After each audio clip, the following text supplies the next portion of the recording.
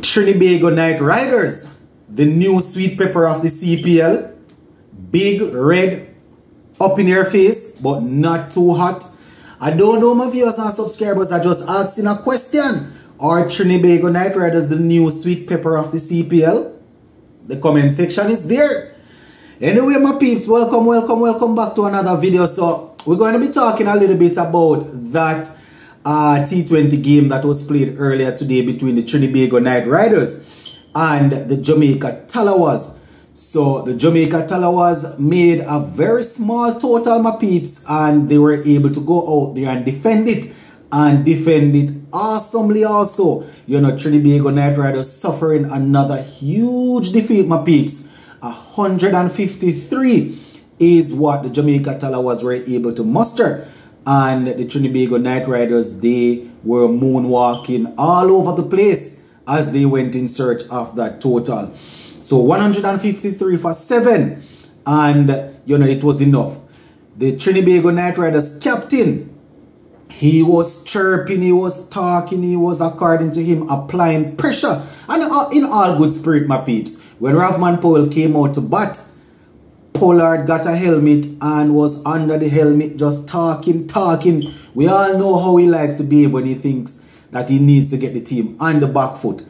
And it didn't work out for him at all because Powell stuck it out. He was able to play through the hard time and he ended up top scoring, coming off with 67. Yes, my viewers. So Powell form continues, and you know, he was able to lead his team to victory. Batted extremely well, captained well when it was time for his team to field. I mean, the fielding the field placement was good also. The way in which he set the field when Pollard and Russell was batting together, when he had those straight fielders behind the bowlers, straight mid wicket. You know, he did well. He did well, my peeps. Let's just put it that way. So let me just give you the actual numbers in case you didn't get a chance to see the game. So 153. Oh, before I go down into it, guys, we are going to be live for the final game for tonight.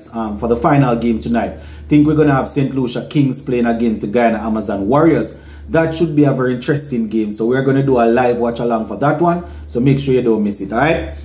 So 153 for 7 is what the Jamaica Tallawahs got off their 20 overs. We actually got off to a poor start. We were 15 for 1, then 17 for 2.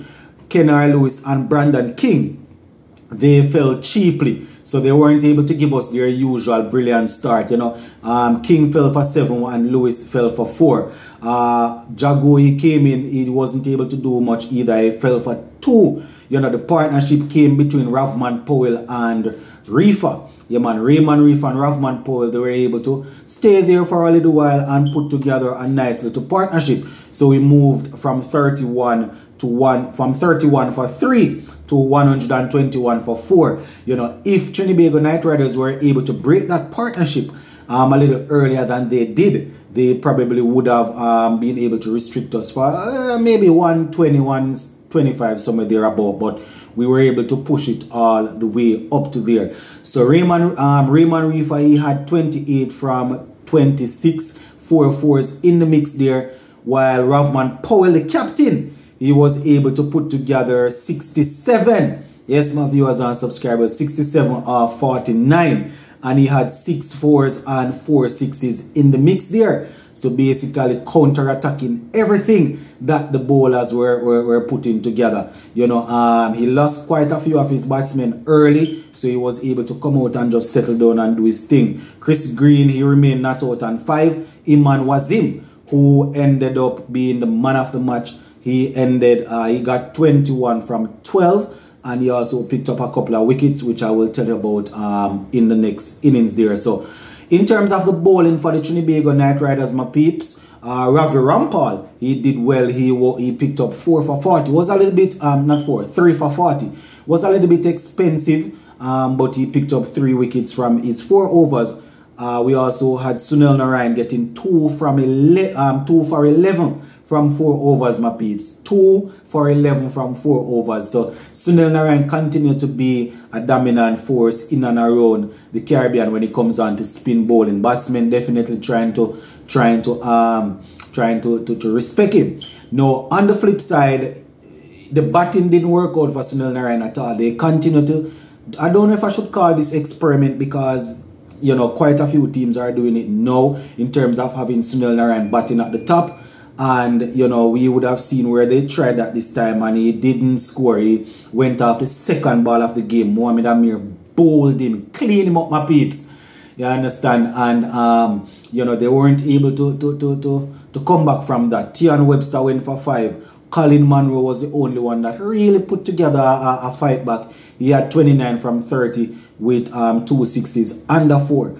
You know, I personally believe that Trinbago Knight Riders, they need to get the batsmen batting more overs and stop the foolishness. I'm not saying that Pooran needs to open, but they need to get the two recognized opener up there. If you want to make Colin Munro and Tian Webster open. Colin Munro and Tian Webster open. Pooran bat at 3, take some of the responsibility. Then you have Saif and all of these guys. Then, you know, you will have Russell and Pollard and those guys coming afterwards. You don't want to have Pooran, Russell, Pollard coming down when you have 8-9 overs remaining. That don't make any sense to me.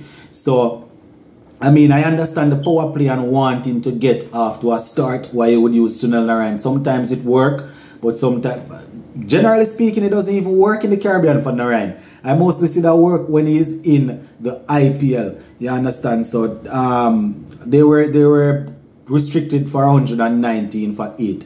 So Tian Webster, as I said, 5. Sunil Narine 0. Colin Munro 29. Tim Cypher got 15.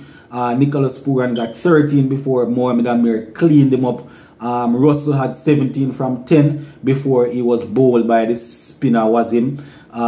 Kyrie Pierre 15 not out. Ravi Rampal got 2. You know, Pollard didn't score much. He got 6 from 7 before he was removed. And that is how it went, my peeps. You know, it really went left or south really quickly for Trinbago Knight Riders.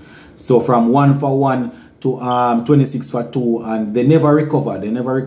119 for 8, and you know, they were unable to chase that. I mean, the pitch was quite difficult, but the Jamaica Tallawahs mustered 153. And when you look at it, the Trinbago Knight Riders, you would say the team is batsman heavy on paper, so you would expect them to go out there and perform a little better. Didn't work out at all, my viewers and subscribers. So in terms of the bowling for the Jamaica Tallawahs, Mohamed Amir once again showing how dominant he is, my peeps, picking up 2 for 15 from his 4 overs. We had Iman Wasim 2 for 20 from 4 overs. Joshua James had 3 for 19 from 1 over, while Chris Green picked up 1 for 38 from 4 overs. So a little bit expensive, and that is basically how the game went, my viewers and subscribers. The Jamaica Tallawahs beating Trinbago Knight Riders by 34 runs. So Trinbago Knight Riders not only losing these T20 games, my peeps, they are losing these games pretty heavily, and that it's a possibility that will come around to bite them, guys. I think they are actually on maybe about 3 points, if I'm not mistaken. You understand? And they have their home games to play also, maybe about 4 games at home. So you can expect the crowd is going to be behind them. The players are going to be a little bit more pumped up. So it's a possibility that we might see some more from them when they return home. But I am not too sure if they are going to be able to recover and to basically nick the title. I'm not writing them off as yet, my viewers and subscribers, but as I said, I will finish off with the question that I asked. Is this Trinbago Knight Rider team the sweet pepper of the CPL? Russell, Narine, Pooran, Pollard, you know, all of these guys, Munro, top guys that you expect to really perform in T20 games, but they are still yet to fire. Do we call them the sweet pepper of the tournament? And the reason I'm asking is because leading into the tournament, quite a few persons were creating a fuss and a buzz that, whoa, this Trinbago Knight Rider team going to write off everything. I personally was saying, if they perform based on their talent and what is in the team there, they are going to be hard to beat. But they are definitely proving very easy to beat at the moment. So let me know if you think they are the sweet pepper of the tournament, my peeps. Big up on yourself. And remember, later on we go live to do that watch along. Alright, my viewers and subscribers, big up on yourself.